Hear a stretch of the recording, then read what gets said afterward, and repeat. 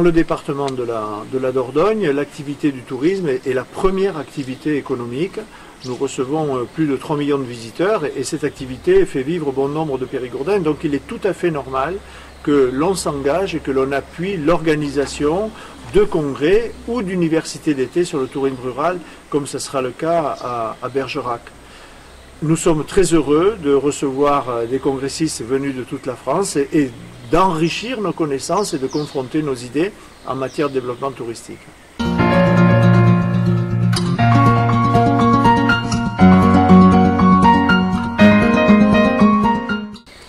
Je souhaite que les congressistes se disent, en repartant chez eux, que le monde rural, d'une façon générale, a de formidables atouts pour développer les activités touristiques. Ici, en Dordogne, le tourisme il s'appuie sur le patrimoine préhistorique, le patrimoine historique. Il s'appuie aussi sur la gastronomie, mais depuis quelques années, il s'appuie beaucoup sur les activités de pleine nature. Et la nature, on l'a dans tout le milieu rural.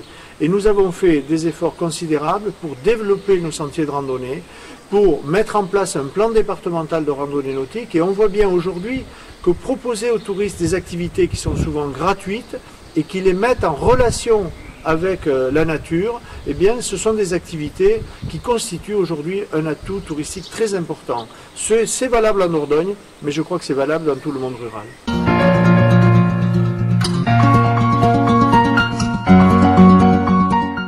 Comme le prévoit la loi sur le sport de juillet 2000, nous avons mis en place une commission départementale des espaces, sites et itinéraires.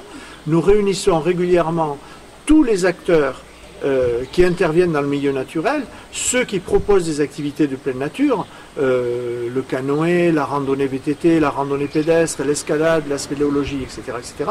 Mais on met aussi autour de la table tous ceux qui vivent dans le milieu naturel, que ce soit les propriétaires forestiers, les agriculteurs, les chasseurs, les pêcheurs. Et dans le cadre de cette commission, eh bien, on élabore des stratégies pour que l'espace naturel soit partagé et qu'il puisse être utilisé en bonne intelligence. Je crois que c'est important et tous les départements ruraux doivent s'engager dans cette voie. L'économie du tourisme demande que tous les acteurs soient de plus en plus des acteurs professionnels. Et aujourd'hui, nous devons utiliser les nouvelles technologies de communication.